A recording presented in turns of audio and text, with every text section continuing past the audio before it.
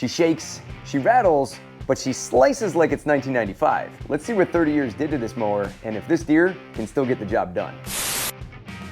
Hey guys and gals, welcome to Garage Gear. I'm JB. I purchased this John Deere 14SB lawnmower with my own money.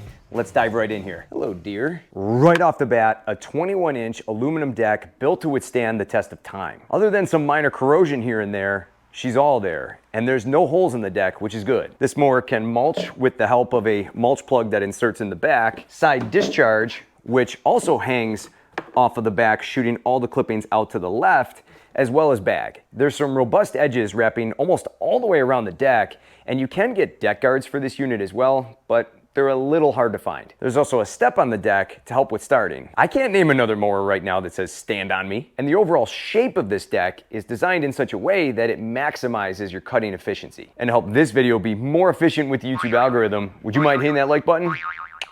Thank you very much. Coming around to the back side of the deck, there's a silver plastic cover that allows access to your transmission as well as your drive belt. And the plastic nuts holding these on can go missing over time.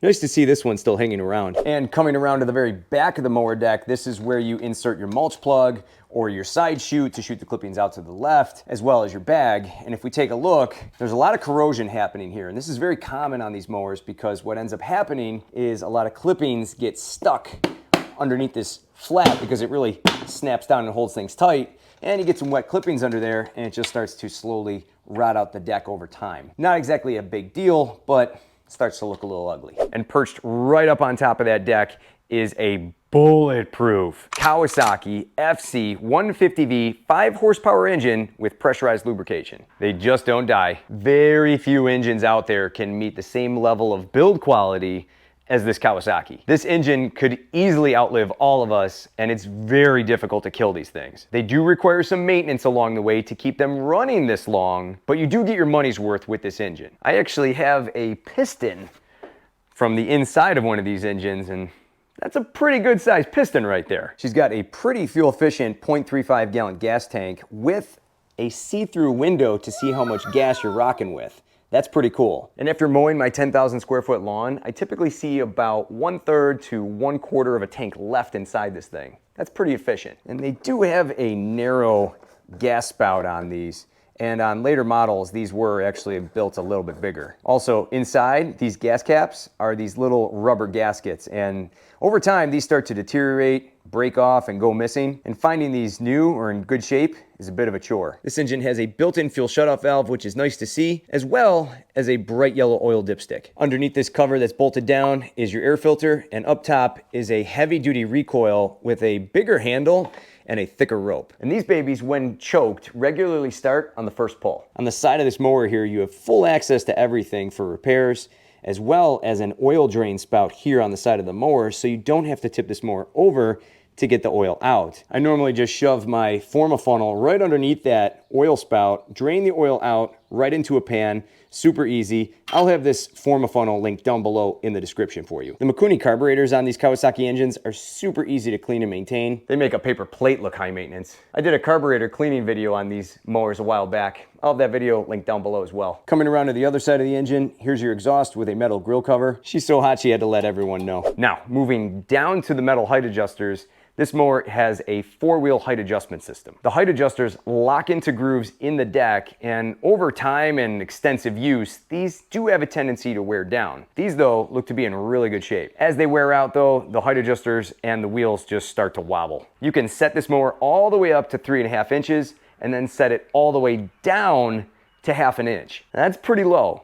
And the rear height adjusters have a long since forgotten feature, grease zerks. Greasing these actually helps with the wheel gears as well as the transmission. The rubber drag flap on the rear of the mower looks to be in great shape too. The 2-inch by 8-inch wheels are all plastic, and it does make your mower look as if you're pushing lemon meringue pies across your lawn. These wheels have definitely seen some miles, and underneath that center bolt cover is a mounting bolt that's approximately 1/2 inch thick. This is also where you're gonna find a wheel bearing inside each wheel for a smoother ride. And inside the back wheels is a large plastic spur gear that looks like this that links up to the wheel and to a pinion gear that's coming off the transmission to get the wheel moving. And the plastic gears in these back wheels are definitely missing some teeth.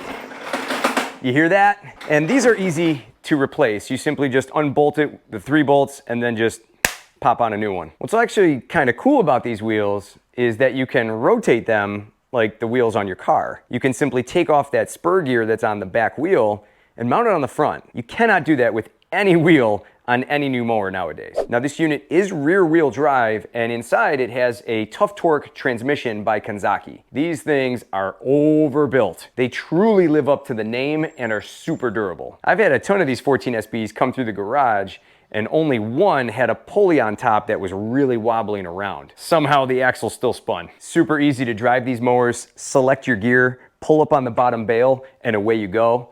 The first gear is gonna be for that really long, tall, wet grass cut. The second and third gear are gonna be more of your average cutting speeds. Fourth and fifth gear are mainly gonna be for transporting this unit around. You're really gonna be hightailing it with this thing in gear 4 and 5. Now this mower does come equipped with a blade brake clutch, so that means you can keep the engine running, but stop the blades. There's a heavy duty spring in that blade brake clutch, and you're gonna push down on your engine bail here, and then push down on your blade brake clutch lever. This will lock everything in place and get the blade spinning.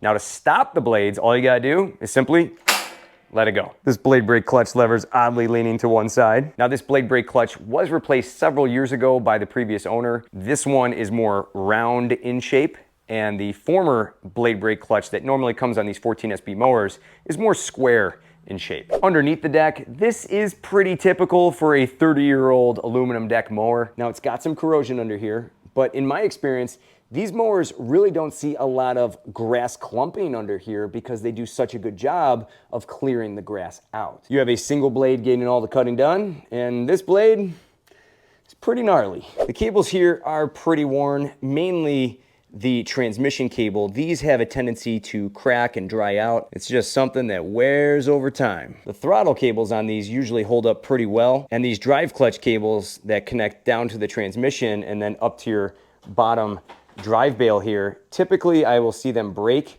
right here at this round end or sometimes a rectangular end. It's just something that wears out over time and will need to be replaced. The handlebars themselves have a 1-inch tubular design with heavy-duty bolts and an adjustable frame with 3 height settings. Some model years during the production of these 14SBs came with chrome handlebars, which was pretty flashy. And something simple here that's really nice is these rounded handlebar ends. So that way if you're going around your fence or maybe part of your siding along your house, if you have to make a turn, you're not banging a corner into anything, and you can easily navigate this mower around a little bit better. Plus these handlebars can fold down for easier storage. The bagger on this mower is really deep, and with the extra wide exit hole on the rear of the deck, you can really pack that thing with grass. And just like a Kardashian in her 30s, this engine is getting some work done. At the moment, it runs a little rough.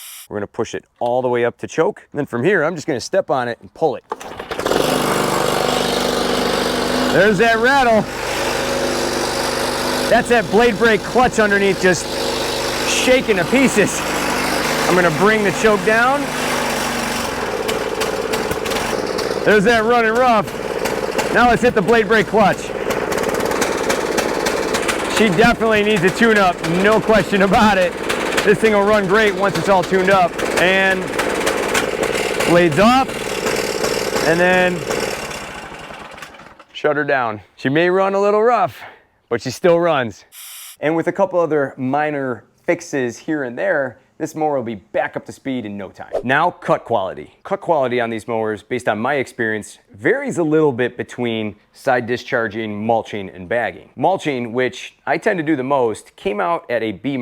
Getting the job done, but could have been done better. We're basically looking for finely chopped Parmesan cheese here, but instead we're getting heavily thick sliced mozzarella. Not bad, but could be better. Side discharge does blow a wicked mess of clippings out to the side. Keep in mind, this mower does not do a great job mulching up all those clippings, so instead you're left with all those clippings and clumps all over your lawn, sometimes requiring a double cut. Basically another B- here, but you do get this massive exit hole here, so this never plugs up. Bagging takes the win for the best cut with a solid A, and deck suction goes way up when that bag is in place. Overall, you're getting a nice even cut with this mower, but striping is a C+ at best. Slap a striping kit on and you're good to go for that golf course looking lawn. I'll have one linked down below as well. Now here's what I like on this John Deere 14SB. This is definitely an enjoy the mow kind of mower. It feels bigger and beefier than it actually is, and it drives straight as an arrow due to its heavier weight. And if you come across a mower with similar issues like this, fix those problems up, you have a rock solid mower. The engine durability is off the charts with this one. They were designed to last, and on a homeowner model, you just don't see this today. Maintenance is pretty easy and everything is readily accessible, and it does take quite a bit to bog these engines down. The transmissions and drive system on this machine are also super simple and durable and one of a kind. Now here's what grinds my gears with this mower. And just so we're clear here, I have worked on many of these mowers in my garage over the years and tore them down for parts. So I've seen a thing or two with these. The blade brake clutch underneath is by far the weakest link. These can be hundreds of dollars to replace and a real chore to swap out, depending on your mower's condition. Usually by the time I get to them, the bearings on those blade brake clutches are cooked. The wheels only last a few seasons, but I do have a retreading video that can definitely extend the life of these wheels. I'll have that video linked down below as well. Lastly, the handlebar bolts at the top of the deck have a tendency to wear out. So you start to get some play like this.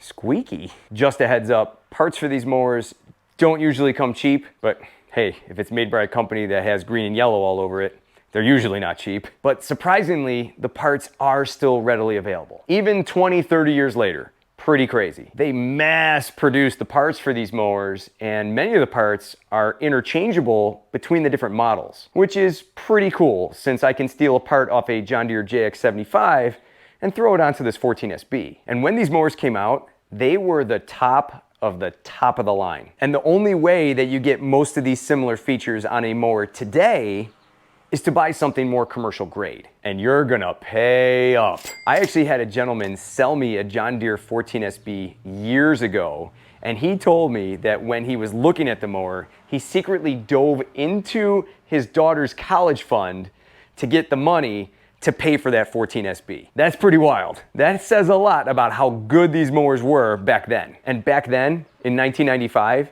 these John Deere 14SB mowers cost right around $750, which is roughly $1,462 when you adjust for inflation based on today's money. These mowers were first introduced back in 1989, and production ran through the late 1990s until about 1998 from what I found. Collector interest still runs strong with this one, and overall, the John Deere 14SB is remembered as a solidly built, well-loved, walk-behind lawnmower that paved the way for later JX and JE models. And many of these mowers are still cutting lawns successfully more than 30 years later. Just imagine if John Deere brought these back, they would dominate the mower market. Remember, if you want to be part of the tribe, subscribe. For more cool garage gear content, click or tap the screen right here. Thanks so much for watching, and I'll see you in the garage.